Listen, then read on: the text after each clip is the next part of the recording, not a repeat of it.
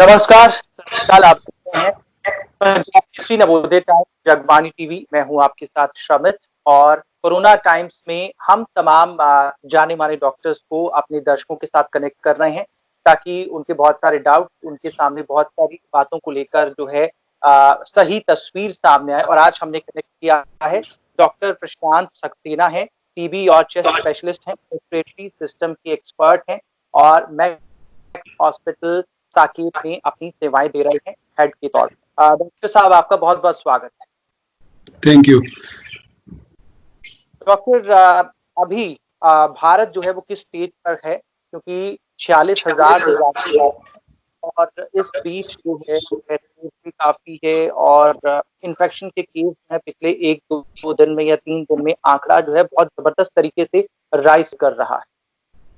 देखिए, अगर हम देखें तो आपने भी देखा होगा and everybody is witnessing it कि पिछले 15 दिन के अंदर धीरे धीरे केसेस की जो बढ़ने की रफ्तार है काफ़ी तेज हुई है। पहले 500 केस होते थे एक दिन में, अब लगभग 2.5 से 2,000, कभी 3,000 तक भी, कल 2,500 केसेस टच हुए हैं। तो ये तो बिल्कुल क्लियर है कि अभी हमने पीक टच नहीं किया है।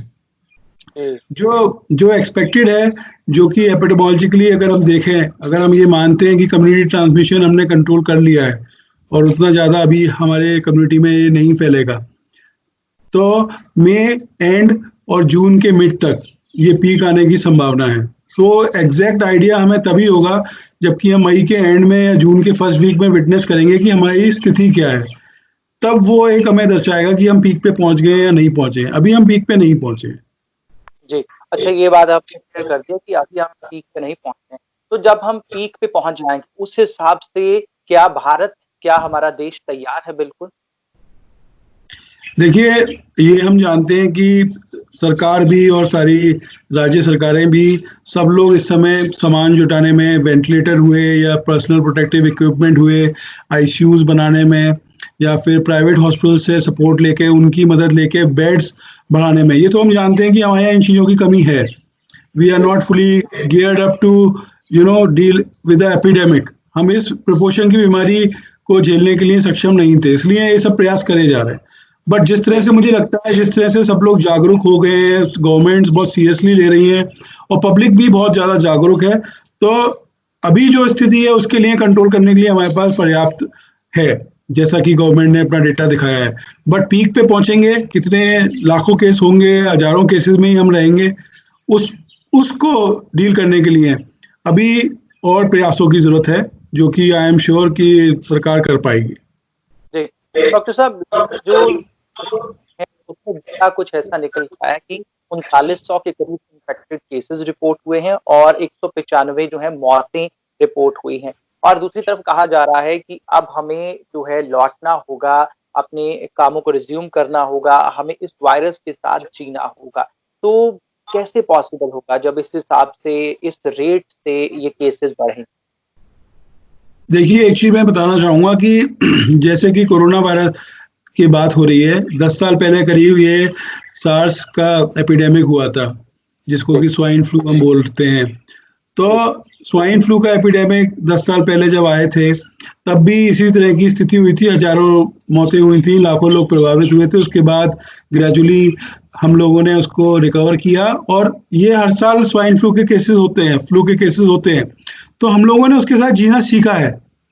बट ये थोड़ा सा डिफरेंट तरीके का वायरस है, क्योंकि ये पहली बार आया है, इसका एक्सपोजर पहली बार ह्यूमन बॉडी को हुआ है, हमारी ह्यूमन बॉडी को। हमारी बॉडी किस तरह से रिएक्ट कर रही है हमें मालूम नहीं, हमें इसकी मेडिसिन नहीं है, हमारे पास इसकी वैक्सीन नहीं है।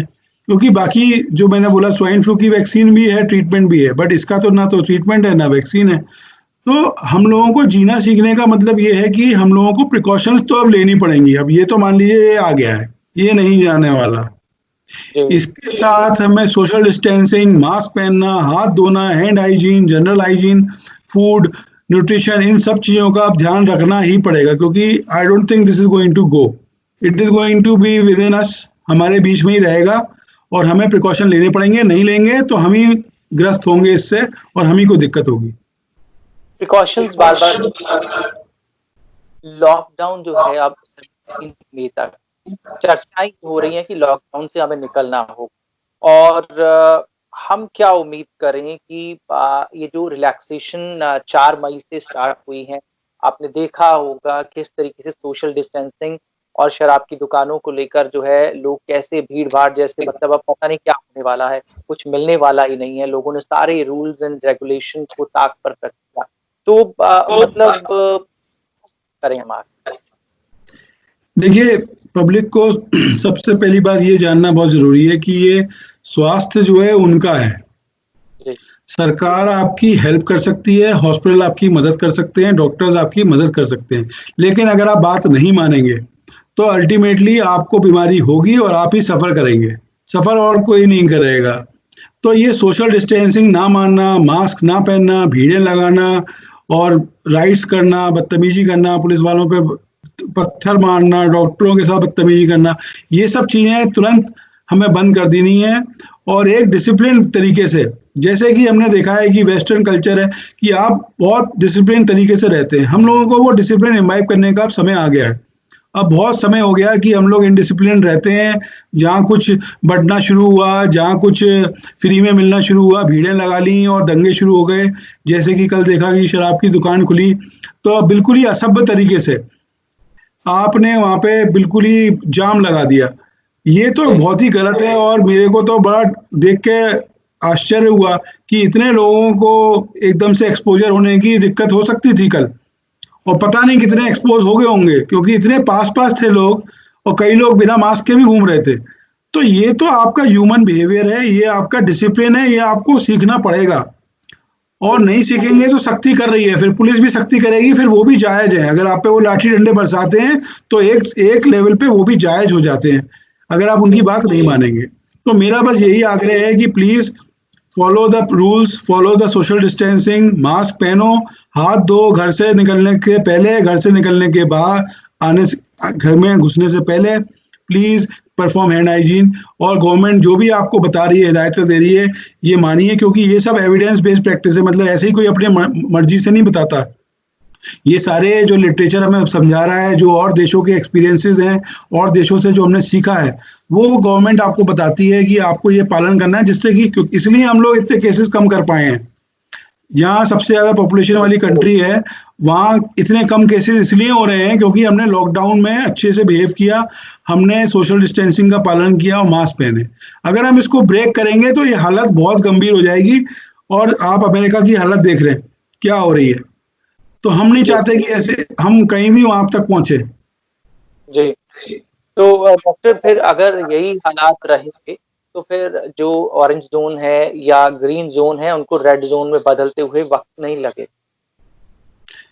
आपने बिल्कुल इम्पोर्टेंट बात करी है और बहुत ही चिंता का विषय है, क्योंकि जिस तरह से मैं एग्जांपल लेता हूँ Delhi being a red zone और दिल्ली में एकदम से सारी चीज़ें खोल दी गई।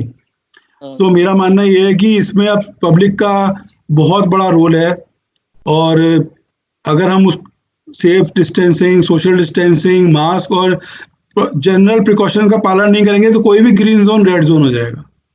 जी। और रेड जोन के ऊपर तो फायर है, रेड जोन के ऊपर तो फायर है। तो हम रेड जोन में तो रह रहे हैं। मैं अपने दिल्ली एनसीआर की बात करूं, मैं रेड जोन में रहता हूं और अगर मैं देखता हूं कि ये लोग ऑलरेडी इतने केसेस हो रहे हैं, अगर नहीं मानेंगे तो रेड के ऊपर तो फायर ही, आग ही लगनी है। फिर तो हम नहीं चाहते कि अब आग लगे, हमें तो इनफैक्ट रेड को ग्रीन बनाना है। जी जी जी, ठीक है डॉक्टर साहब। लेकिन इलाज को लेकर क्या चर्चा हो रही है? जिस हिसाब से प्लाज्मा टेक्निक को लेकर, प्लाज्मा थेरेपी या फिर एंटीबॉडी टेस्टिंग को लेकर बात हुई, पेशेंट को कैसे आप लोग डील कर रहे हैं, कैसे ट्रीट कर रहे हैं, क्या कुछ चर्चाएं हो रही हैं डॉक्टर से? हाँ, देखिए 2 चीज़ें बताना चाहूँगा कि जो इंडियन गाइडलाइंस हैं, इंडियन जो हमारे को हम लोगों को बताया गया है, हमारे पास 2 दवाइयाँ हैं, मैं उन दवाइयों का नाम नहीं लूँगा। 2 दवाइयाँ हैं जो कि उपलब्ध हैं और बल्क में उपलब्ध हैं। उन 2 दवाइयों को हम यूज़ कर रहे हैं as a combination to treat these patients और इस पे पहले भी रिसर्च हो चुकी है कि इन 2 दवाइयों से कुछ अच्छे रिजल्ट्स मिले हैं। बाकी एक नई दवाई है रेमडेसिविर, जो आपने सुना होगा यूएसए में, जिस पे काफ़ी कुछ उत्साह है और वो लोग यूज़ कर रहे हैं, बट ये अवेलेबल नहीं है इंडिया में अभी। ये इंडिया में अभी तक आई नहीं है। तीसरा जो है प्लाज्मा थेरेपी के बारे में बता दूं कि प्लाज्मा थेरेपी अभी प्लाज्मा का मतलब होता है कि हमारी ब्लड का एक पार्ट जिसके अंदर एंटीबॉडीज होती हैं। जब भी हमें कोई इन्फेक्शन होता है तो हमारी बॉडी में एंटीबॉडीज बनती हैं। एंटीबॉडीज जब बनती हैं तो वो फाइट करती हैं इन्फेक्शन के अगेंस्ट। तो ये कहते हैं कि जो कोरोना के पेशेंट रिकवर हो गए हैं उनका अगर हम ब्लड ले लें तो उसमें एंटीबॉडीज होंगी। उन एंटीबॉडीज को अगर हम कोरोना ग्रसित पेशेंट में डालेंगे तो उससे हमें फायदा होगा। लेकिन ये अभी बहुत ही अर्ली स्टेज में है, बहुत ही मिनिएचर स्टेज में है, बहुत ही कम पेशेंट्स पे इन्वेस्टिगेट हुई है, बहुत ही कम पेशेंट में अभी तक इसको दिया जा चुका है। इसलिए अभी तक गवर्नमेंट ने इसको रिकमेंड नहीं किया है प्राइवेट हॉस्पिटल्स में वाइड स्प्रेड यूज के लिए। It is only for investigational therapy, अभी इसको हम रिकमेंड नहीं कर सकते। तो प्लाज्मा थेरेपी पे जो उत्साह है प्लीज अभी थाम के रखिए। हम सब लोग चाहते हैं कि इस पे अच्छे रिजल्ट आए, बट इनडिस्क्रिमिनेटली यूज नहीं करना है। मैंने तो पढ़ा था कि ये बेचे भी जा रहे हैं ब्लड, बट ये बहुत ही गलत है, क्योंकि ये ध्यान रखिए कि ये ब्लड प्रोडक्ट है। इसमें ब्लड की मैचिंग, क्रॉस मैचिंग, ब्लड से होने वाले दुष्प्रभाव सारे हैं। इसको कोई भी मार्केट में खरीद के अपने को नहीं लगा सकता। इसके लिए प्रॉपर लैब चाहिए जो कि टेस्ट करेगी कि वो जो खून है, जो आपको प्लाज्मा मिल रहा है, उसके अंदर कोई बीमारी तो नहीं है, उसके अंदर कोई और दिक्कत तो नहीं है जिससे कि आपको कोई और इन्फेक्शन तो नहीं हो जाए। इसलिए इसको बिल्कुल ब्लाइंडली नहीं लेना है। हॉस्पिटल के डॉक्टर के कहने के बाद ही और सब कुछ टेस्ट होने के बाद ही ले सकते हैं इसको। और फिलहाल तो ये इन्वेस्टिगेशनल थेरेपी है, इसको रिकमेंड नहीं किया जा रहा है किसी भी आईसीयू में। रिकवरी रेट जो है, रिकवरी रेट जिस हिसाब से केसेस बढ़ रहे हैं, रिकवरी रेट जो है काफी कम है। तो रिकवरी रेट को लेकर आप क्या कुछ खास पॉइंट्स बताएंगे कि जो सब चीजें उसमें हमें बल मिले? देखिए, पहली चीज तो मैं ये बताना चाहूंगा कि जो कि एक पॉजिटिव चीज है इंडियन कम्युनिटी की जो देखने को मिली है इस एपिडेमिक में, कि हमारी मोर्टेलिटी उतनी ज्यादा नहीं हुई है जिस हिसाब से केसेस हुए हैं। दूसरा, रिकवरी भी हो रही है क्योंकि मोर्टेलिटी कम है, ऑब्वियसली, तो recovery is there. But the problem is, अगर ये वाइड स्प्रेड ट्रांसमिशन होगा तो हम जानते हैं कि वायरसेस जो होते हैं इनकी एक टेंडेंसी बड़ी अच्छी होती है, ये म्यूटेट कर जाते हैं, ये एक मिनट में चेंज हो जाते हैं। इनको जैसे ही मौका मिला रहने का हमारे साथ, अगर हमने चेन ऑफ ट्रांसमिशन नहीं तोड़ी, अगर हमने इस वायरस को वापस नहीं भेजा, तो ये वायरस म्यूटेट कर जाएगा और कुछ और बन जाएगा। फिर हमारे सामने नई दिक्कत आ जाएगी कि जो दवाइयां अभी फिलहाल थोड़ी बहुत उपलब्ध हैं वो भी नहीं काम करेंगी। प्लस जो ड्रग्स और वैक्सीन बन रही हैं वो प्रेजेंट स्ट्रेन ऑफ वायरस पे बन रही हैं। अगर ये स्ट्रेन चेंज हो गया तो फिर ये दोबारा से हमें रिसर्च करनी पड़ेगी, दोबारा से दवाई बनानी पड़ेगी। आपने देखा होगा कि वैक्सीन जो है फ्लू की हर साल नहीं आती है। वो क्यों आती है? हम लोग बोलते हैं हर साल इंजेक्शन लगवाना है, वो इसलिए बोलते हैं क्योंकि वायरस जो है हर साल म्यूटेट कर जाता है, वायरस हर साल चेंज हो जाता है। इतना स्मार्ट वायरस है, इनको रहना आता है, survival of the fittest, they are surviving within us. So इस तरह से कोरोना वायरस भी म्यूटेट करता है, कोरोना वायरस भी चेंज होगा। तो हमारे सामने इस समय यही स्थिति है कि इसको कंटेन करो, इसको ब्रेक कर दो, चेन ऑफ ट्रांसमिशन बंद कर दो, और लॉकडाउन अगर खुला है तो उसको भी डिसिप्लिन के तरीके से आपको फॉलो करना है। प्लीज इसको स्प्रेड ना होने दें बस। जी, और आप कह रहे हैं कि शायद इसी वजह से जब ये वायरस म्यूटेट कर रहा है, लक्षण बार बार इसी वजह से चेंज हो रहे हैं। यस, सो देखिए, जब भी कोई नई बीमारी आती है तो एकदम से पता नहीं होता है कि उसके लक्षण क्या हैं। पहली चीज तो ये है। सो हमें ये नहीं मालूम कि जब ये आया था तब हमें चाइना की स्टडीज से पता लगा कि इसमें इस तरह के नॉर्मल लक्षण होते हैं। फिर जब ये ब्रिटेन में फैला, अमेरिका में फैला, तो पता लगा कि ये लक्षण भी हैं। तो ये नहीं है कि ये वायरस चेंज कर रहा है या इसके सिम्टम्स चेंज हो रहे हैं, बट ये एक पूरा सिंड्रोम है जो कि हमें समझने में टाइम लग रहा है। और अभी तक जो इन्फॉर्मेशन आई है उसी के बेसिस पे डॉक्टर्स ने एक कंसाइज कंसेंसस बनाया हुआ है जो कि सब डॉक्टर्स में सर्कुलेट होता है, उसी के बेसिस पे हम ट्रीट करते हैं, तो वो हम फॉलो कर रहे हैं। तो ये कहना बड़ी अर्ली है कि ये चेंज हो रहे हैं, सिम्टम चेंज हो रहे हैं, ऐसा नहीं है। हमें इसके बारे में पता लग रहा है, हम अभी सीख रहे हैं इस वायरस को। मैं इसको इस तरह से पुट करना चाहूंगा। जी, अभी हम सीख रहे हैं। लेकिन वैक्सीन को लेकर जो उम्मीद HIV को लेकर या फिर डेंगू को लेकर अभी तक इतने सालों की रिसर्च के बाद भी किसी निष्कर्ष तक हम नहीं पहुंच पाए हैं, तो फिर यहाँ भी अगर वैक्सीन की ज्यादा उम्मीद ना करके सावधानियों की तरफ ज्यादा ध्यान दिया जाए। देखिए, जिस तरह का वायरस ये है, सिंगल स्ट्रैंडेड RNA वायरस बोलते हैं इनको, इनकी वैक्सीन बनाना कठिन नहीं है। जी। हमने देखा है कि जो फ्लू वायरस है उसकी वैक्सीन बनी है, तो हम उम्मीद करते हैं कि इसकी वैक्सीन भी बनेगी। और जैसा कि आपने कहा कि prevention is better than cure, सावधानी तो बरतनी है, उसके बिना आप चारा नहीं है। हमें ये जो practices of hand hygiene, practice of wearing mask, over crowded population में मास्क पहनना, भीड़ को अवॉइड करना, कोई खांस रहा है छींक रहा है तो उससे दूर रहें या उसको बोलें कि भैया जाके अपना इलाज कराओ। इस तरह से हमें एक अवेयरनेस लानी पड़ेगी, एक उस लेवल पे जैसे कि पूरा समाज इकट्ठा होकर हाथ एक साथ जोड़ के हम लोगों को लोगों को काम करना पड़ेगा। जहां तक आपने वैक्सीन की बात करी, वैक्सीन का मैं ये बता दूं, वैक्सीन बनाना इतना आसान नहीं होता। पहले तो आपको वैक्सीन का ट्रायल करना होता है कि हमने जो मान लीजिए दवाई दी वो कारगर हो रही है नहीं हो रही है, फिर आपको उसको देखना पड़ता है कि जिसको दी जा रही है उसके अंदर कोई साइड इफेक्ट तो नहीं हो रहे। साइड इफेक्ट के साथ आपको ये डिसाइड करना होता है कि इसकी डोज कितनी है। इस काम में आराम से 6 महीने से 1 साल लग जाता है, जल्दी से जल्दी भी करें तो। और फिर इसकी मार्केटिंग होती है, सर्विलेंस होती है, प्रोडक्शन होता है, तो ये काम होते होते साल भर लग जाता है। तो यही लोग बता रहे हैं कि क्योंकि ये काम जनवरी फरवरी से शुरू हो गया था कई देशों में, तो सितंबर अक्टूबर तक उम्मीद है कि हमें कुछ आशा की किरण जगेगी और कुछ वैक्सीन का पता लगेगा कि वैक्सीन आ सकती है। मतलब आपका कहना यह कि सोशल हैंड वॉश के जरिए ही हमें ये जंग लड़नी पड़ेगी। जी जी डॉक्टर साहब, जैसे और कई देश हैं, कई देशों ने इस लड़ाई में लॉकडाउन के जरिए फिर उसके बाद जो है जीत का दावा किया है, तो उन देशों में पॉपुलेशन जो है इतनी ज्यादा नहीं है। हमारे देश में पॉपुलेशन ज्यादा है, इसलिए ये चुनौती बन रहा है। हमारे देश में देखिए, ये मैं बिल्कुल आपसे सहमत हूँ कि we have a very huge population, plus we have so many states, we have different governments in different states, so it becomes very important that everybody joins together. सारे लोगों को इकट्ठा होकर काम करना है। और पॉपुलेशन हमारी जो है विलेजेस में रहती है, हमारी पॉपुलेशन कई स्लम्स में रहती है, इतने सारे एरियाज हैं जहाँ पे हाइजीन नहीं है, इतने सारे एरियाज हैं जहाँ पे लोगों को एजुकेशन नहीं है, यही नहीं मालूम कि हैंड हाइजीन क्या होती है, सोशल डिस्टेंसिंग क्या होती है। तो उन लोगों का एक चैलेंज है जो हमारे सामने है। आपने देखा होगा जैसे ही ये लॉकडाउन हुआ था कि सारे के सारे लोग सड़क पे आ गए और अपने घर जाने लगे पैदल पैदल।